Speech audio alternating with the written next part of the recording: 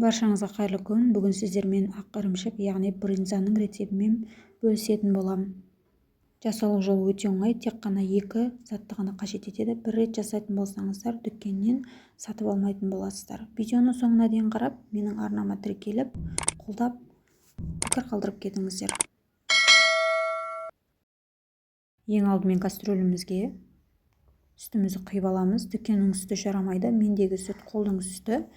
Және қайнағанша астын көтеріп қоятын боламыз.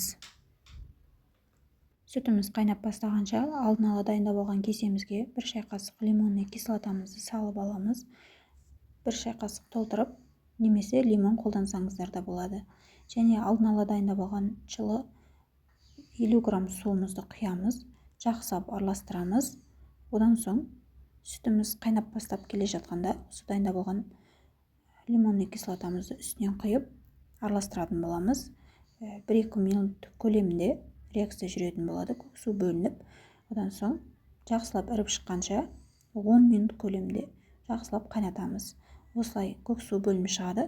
Алдын ала дайындап алған орамалымызға немесе марлымызға салып аламыз. Не осылай ыдысымызға салып 2 ас қасық тұз салатын боламыз және аузын байлап жақсылап суын шығарып аламыз.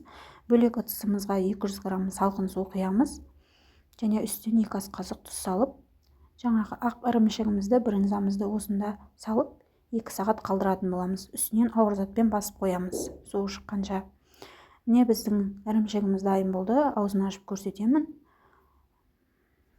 Ірімшігіміздің ішкі көрінісі осындай болып шықты. Өте дәмді.